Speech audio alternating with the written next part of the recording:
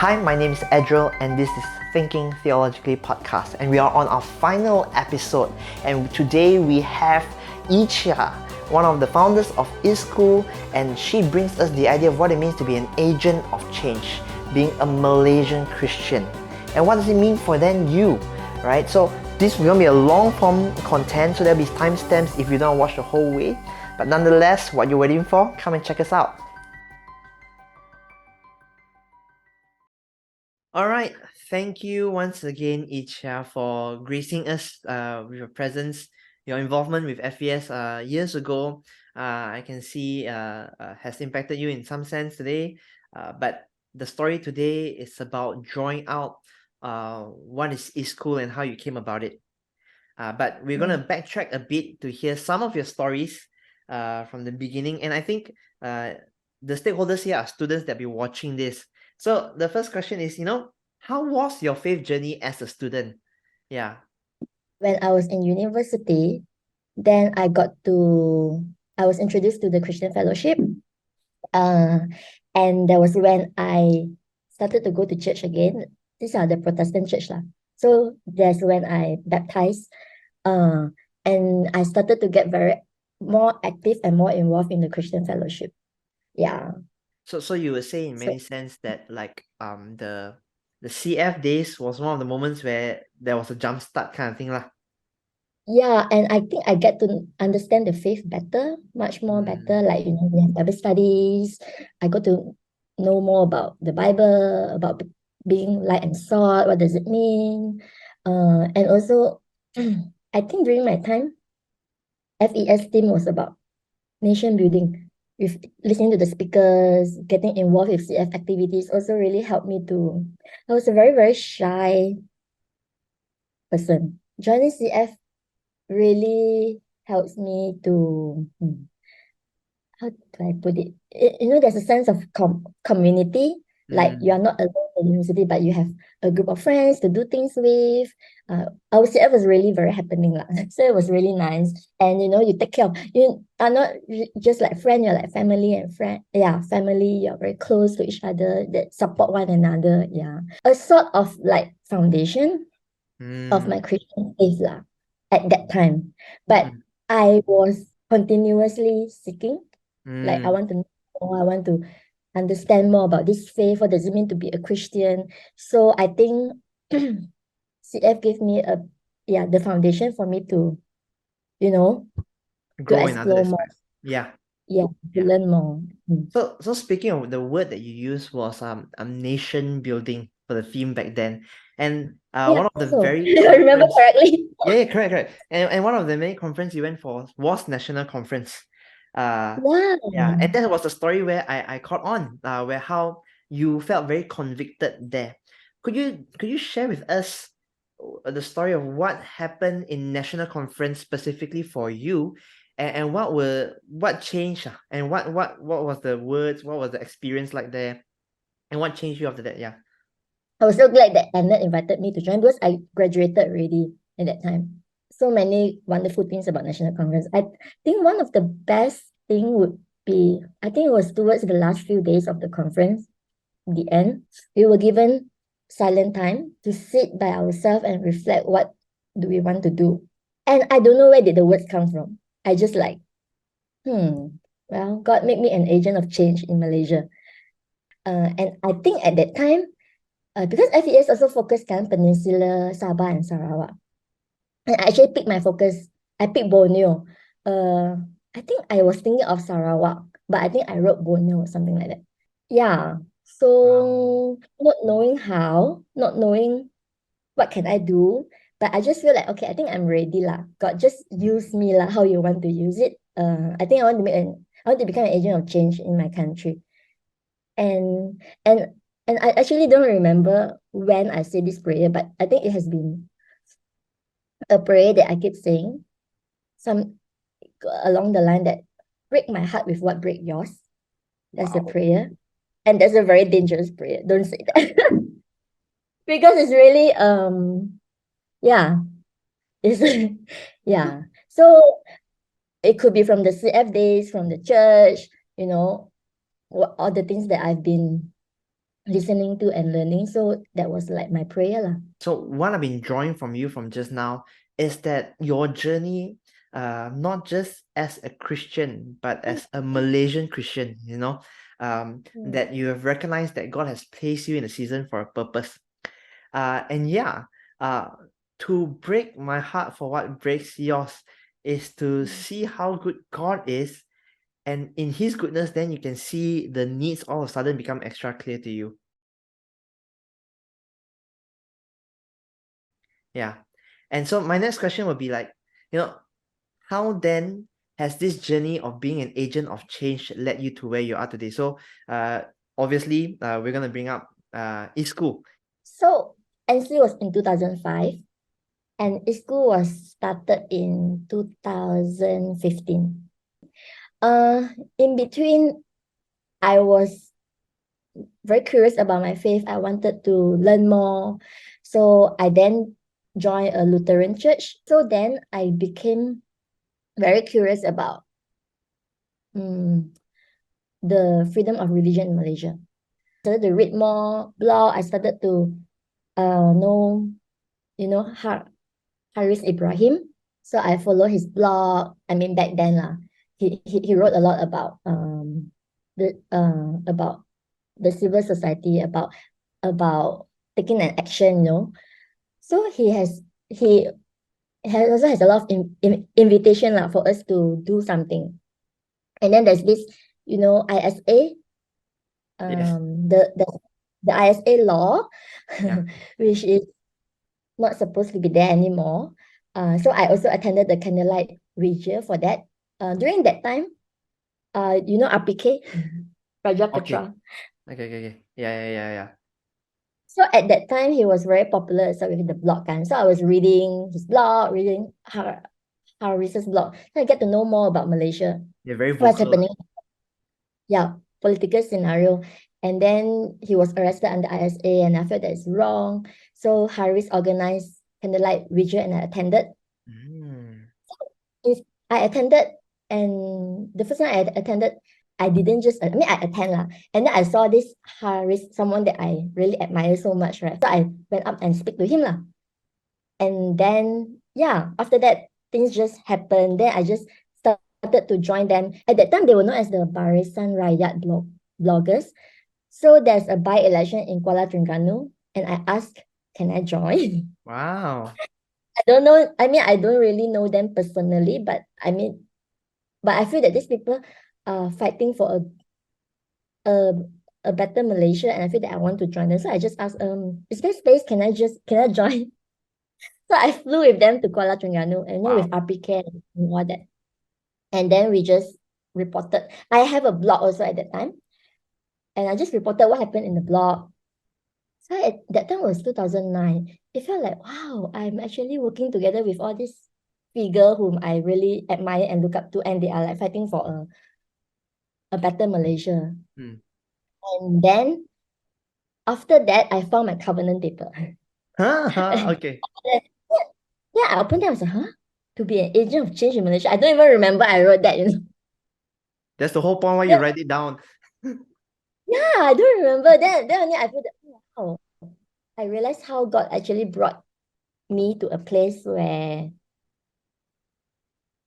from not knowing anything about the political situation in Malaysia, quite a naive girl. Like, after graduation, to be honest, my aim was just to earn more money for my family. Sure.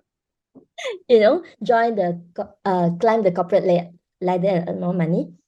I guess because of my covenant, then God just brought me to the place where, yeah, I probably met the right person, and I get to, and the heart to learn and to read more, to understand what's happening, and then work with the people who are also working for the better Malaysia. Then I was very convicted that then I joined the Saya Anak Bangsa Malaysia movement, which was like founded by Haris Ibrahim. That was when I realized that, I'm a Malaysian. I'm not a second-class citizen in Malaysia, but I'm a Malaysian, and Malaysia belongs to all of us. And this is a country, this is my home lah. a country that is worth fighting for lah. And then in 2010, I decided to quit my corporate job because I felt Wow. like I'm wasting my time lah, helping them to earn money. So I decided to take a pay cut. I wanted to join SABM as a full-time staff, Mm. but Harry said, no, no, no. You join another, take another offer. I also have an offer to join Malaysia Kini. Mm. Yeah, because the pay was slightly better. So he was like, no, you go with the better pay. So then I joined Malaysia Kini. 2010, I joined Malaysia Kini. Yeah, that was how I started lah. Then I get more involved into activism, Malaysia Kini, and then SABM, and then voters registration. I was very involved in registering voters so that they can exercise their rights in the Mm. general election. I joined the Occupy movement. But then before that, in 2010, also because of Civil, I was because like I said, I was constantly seeking and wanting to understand about my faith, want to make sense of my faith. How can we live our faith in action, guys? Not and you shall receive, ask and you shall receive, seek the kingdom of God lah. I was then not to say I discovered lah. Then I came to know about the ecumenical movement. Do you know about the ecumenical movement? Yeah. Catholics, Protestants, all coming together. Yeah. Yeah. So I got to know about the ecumenical movement and how this movement is also beside ecumenical bringing all the different denominations together. It is also a movement where you want to live our faith in action, especially in promoting peace and justice. Then I got to know about the World Student Christian Federation. You know about Mm. them? Mm. Same as IFES, but it's the other branch of Mm. Mm. different one. So WSCF, World Student Christian Federation, is more ecumenical and more of like it's very like social justice based lah, Mm. and making sense lah of our Yeah. faith. Yeah, understanding God's love for the creation, for the whole creation, and then how do we preserve this love? And that's when if you see injustice, then you need to step in, and if you hear the voiceless, then you need to try your best to give them voice. Kan? Getting to know WSCF was like another important part of my life because I get to know that, oh, okay, yeah, we have the Christian faith, but I don't really see them in action so much in terms of social, political, and economic sense lah kan. But it's growing lah. So what happened then 2005 to 2010, 11, 12 was this me getting more knowledge about the faith. How should I live my faith in action? Understanding why it is important, and also me getting involved in social activism, doing my civil responsibility as a citizen. Yeah, I learned about so much lah from the experience and from my involvement. Then in 2013, I went on a diving trip in Semporna.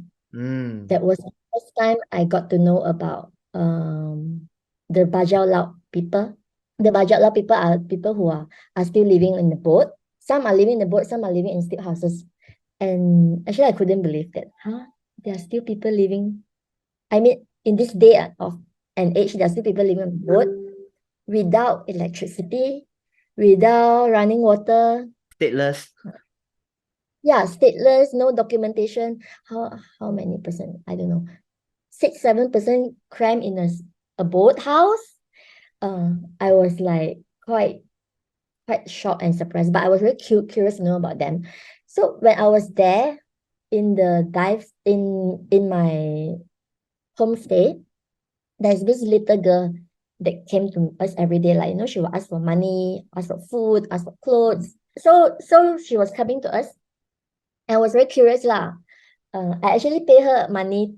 I mean, she came in her sampan lah, little sampan. So I was like, oh, can I sit in your sampan? So I just give her like, I don't know, a few ringgit or maybe some food. So I actually sat in her sampan. Then she brought me to her house, which is maybe 10 minutes from our guest house. So I see for myself. I was very shocked and very curious. I wanted to know more about them. So that was when my journey started. I think that was when Iskul journey started. Before Iskul was formed, that was my first exposure to this stateless people. Then in 2014, I got a scholarship to do my master's in public administration. And in my master's, there's no need for a thesis. We only need to do a passion project. But I told my professor, oh, I want to do a thesis on that.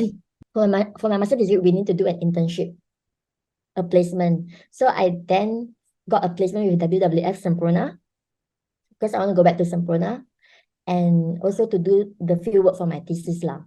When you go there, you will see so many children running around, a lot of time barefoot, and also they will always come and ask you for money or food. But the most heartbreaking part is when you see them, children as young as 5 years old, started to sniff glue. So they have this bag with glue inside, so they will sniff. And then some even smoking, maybe 7 years old. You see them smoking. And they don't have anything to do, they're just running around. So then I think it really breaks my heart when I see that.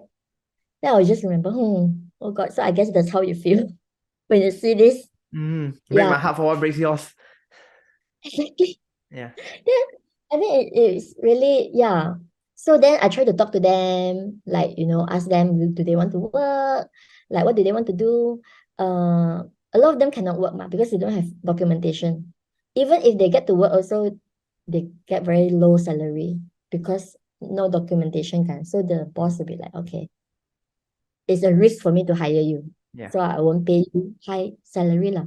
It is an issue if it's not being if you don't address it, because the children will keep growing. I mean, they'll keep having more and more children. And then without education, these children, what will they do after that? Sure, some of them will become fishermen like their father. Okay. It's their traditional way of life, yes. So, but it is also not an easy life. So many of them are fishermen. So I interview them, asking them about their life lah. So a lot of them say that, yeah, this life is very hard. It's very tough.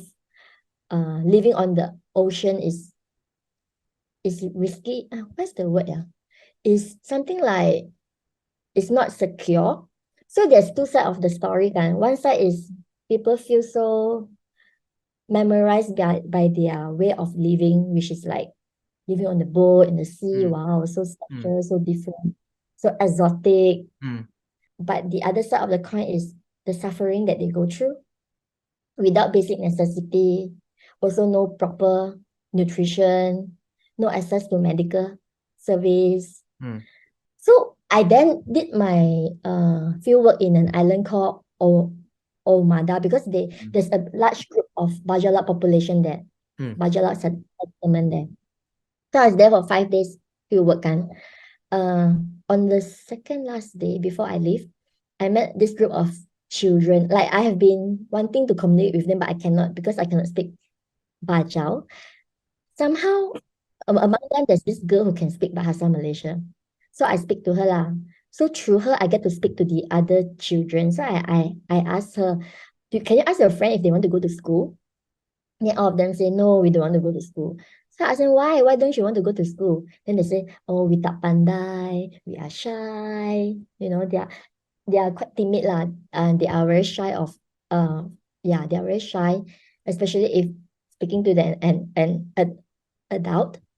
Then I asked another question. What if your friend here, the girl who was my translator, what if your friend teach you, would you want to learn from them, from her?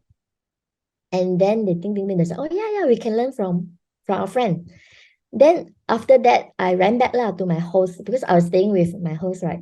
So I mooted to her this idea, because in Omada Island there is Malaysian citizens and also the stateless population, stateless community. The Malaysian community stay in the island. The stateless stay off the island in still houses. So I asked my host, Kak Rosa, I asked her, what if we get the Malaysian children who are already going to school to teach their friends lah? Actually, they don't even make friends. To teach the stateless children, what do you think? Do you think it will work? So she was like, oh, okay, we can try it out. So she called her nephew and her son, and also the girl who was my translator was also her niece. So we had a discussion. So at that time, the girl who was my translator, she was 11 years old, and the nephew is Cairo, he was 14 years old. So I asked him, do you want to try out?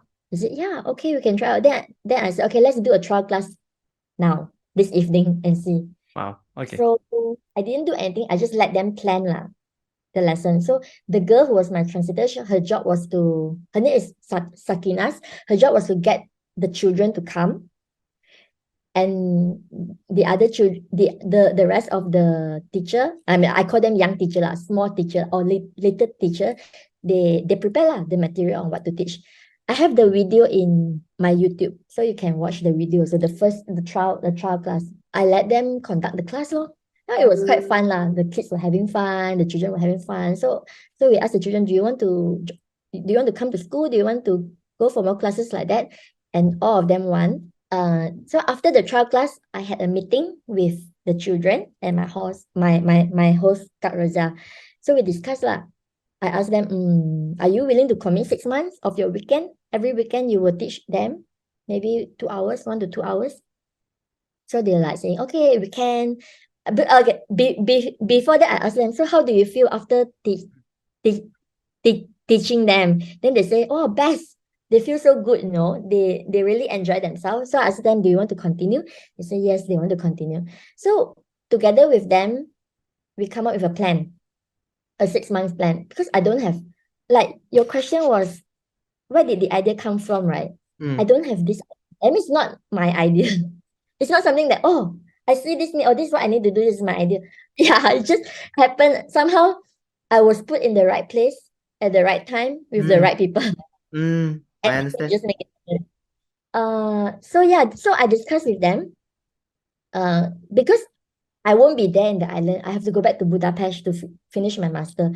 So I have to rely on them to run the program lah, to conduct the class. So I asked them, are you all willing to do that? They said yes. So together we discussed about the name of the school, the budget, what are the budget needed. Because of my involvement in SABM, so the Saya Anak Bangsa Malaysia has this thing called the Social Inclusion Agenda. The aim is to help to break this intergenerational cycle of poverty of the bottom 40 community, to uplift their life. Like, it has a list of suggestions of what is important. How can we break the cycle of the B40. intergenerational cycle of poverty, because it's from the father to the son. Yeah. And it's just like that. How can we break this cycle? So we have so many workshops. We ran so many workshops in universities, to different youth groups. So I was in all the workshop. So I was being presented. I mean, I was helping also. So it's like, I think it already in me. Like, what is needed lah. Of course, education is one of it. Like, beside education, nutrition is also very important. So when I look at this group of children, I know that they are not having enough of nutrition. So I told our team, I mean, let's call them our team lah, our initial Iskul team, that okay, besides giving them classes, I think we should give them food also, because many of them are hungry. We don't want them to come hungry, right? So we budgeted like RM1 for the food, and maximum 30 students. And then I also told the teacher, I can try to find an allowance for you, but I'm not sure because I have no money right now to start this project. But I will try. So then I asked them also, how much allowance do you think is fair lah for you to spend your weekend teaching them? And they all agreed to RM50 a month. I said, okay. So how many teachers we have? So together with the children and my host, we came up with a budget lah. Only for 6 months. We don't know whether it will last or not. We just think, okay, let's try 6 months and see. Then went to my Facebook and asked my friends. I mean, I shared lah the problem, what happened, blah blah blah, and asked for donation lor, contribution from my friends. I think we only needed 6,000 ringgit for 6 months to run this program. Because we don't really have a classroom lah. So the children were teaching by the kaki lima or sometimes in the Dewan Ramai. Yeah. Sometimes in my host kitchen. So that was how we started. I think within a few days, I managed to raise 6,000. Wow. So I told them, okay, I got the fund already. So we have to do it lah. You committed every weekend, so we have to do it. Then I asked my colleague in WWF, two of them to join me to help me to monitor the progress. Then I went back to Budapest to finish my thesis and my master's. When I was there, my colleague would organize meeting for them. So the kids and the headmistress will come out to the from Omada to Sempurna Town to WWF office and have meetings with me lah. We have Google Hangout meeting, ask them for updates. Yeah. So that was how we started lah. Without much plan. But what is important is it's not like top down from me, but rather bottom up from the students themselves, the children, and also from our little teacher who are helping with the program. Yeah, and also we plan everything together. So Wow. that was like the start of the story. Wow. Yeah. Wow. And so what I'm hearing is that, it's not one idea that you had in mind and you set to do, is rather you saw the need, your heart went out, you were at the right place at the right time, you facilitated the right people, and things just move. God placing the right people at the right time, and in the midst of all your busyness, it just happened, Yeah. Yeah. Yeah, And it's just so Iskul still continues up to today, and they're doing a lot of they're branching off also, right? To different subjects as well. Is it? Am I hearing? yeah, Yeah. yeah, Yeah. like it's amazing what we have grown right Yeah. now. Okay. Yeah, it takes a lot of hard work. A lot of hard work. A lot of hard work and persistent and but a lot of time. I have two more questions, and this my question is personally for you, what is the greatest struggle and the greatest reward in entering into Iskul's whole narrative? Because we don't have funding, right? I mean, we started without sponsor or funder, so we have to raise fund ourselves. At the beginning, it comes from my friends lah. Then you just need to find ways to, from just hiring just paying allowance of our little teachers. To be honest, the first experiment the first 6 months to 1 year, it was an experiment. It actually didn't work. I mean, it worked, but it was very slow, not effective. And we know that it cannot go on this way. We need to change. We need to have full-time staff. We need to probably get a full-time teacher. The teaching children is a good idea. But if you look at it, at how these children who goes to Sabah, who study in the government school, how they were taught, that it's not effective for them to teach the other children the way they were being taught, because they were just teaching them how to memorize. So it's actually a very interesting initiative, but it's not very Sustainable. efficient. Yeah. Yeah, sustainable and also not very efficient time-wise for our students. But somehow we did that for the first 2 years or 3 years, but we managed to get enough funding to hire a few coordinator to help us to run. Because I cannot, of course, if given a choice, I would like to do it full-time. But there's no salary for me to, like, it cannot support me, so I have to work. So I think that it was very hard for me to work at the same time supporting Iskul. So I have to work to sustain myself. Then whatever time that I have is actually Iskul time. So I think in the process, I really lost a lot of friends. I really don't have time to spend time with my friends, because whatever extra time that I have, I will spend time working on the school, maybe meeting people, you know. I will spend a lot of time with the school team. Then I got married and then got pregnant. Then I got my own child. Then it's even harder. Mm. So I stopped working, but and then COVID. But actually, COVID also have a silver lining. Because of COVID, we started to get grant lah from Yayasan Hasana, then from UNDP. So the grant help us to grow a school lor. We can hire a full-time teacher. Then our graduate students, we can pay the allowance for our graduate students to help, 3 of them. So we can provide meals for our students. So that's one of it. So now we have 35 students. We are giving them 2 meals a day. We are teaching Bahasa Malaysia, mathematics, and arts. Arts and performance. It's very important because these children, they have very low self-esteem. So we need to build their confidence. So we do it through arts lah. And also film appreciation, like theater. Then we have expanded to, now we have life science and marine program. Marine program for advanced students.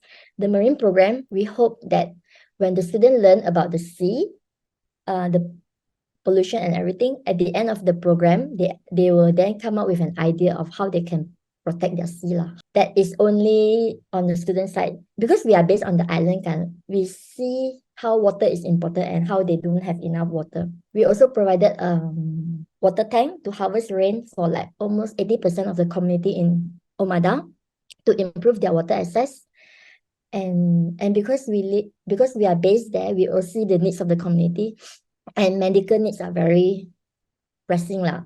So without planning, our staff also just see the need and this is what we need to do, so just do it. So started to provide first aid to the community, and then now we become a mini clinic.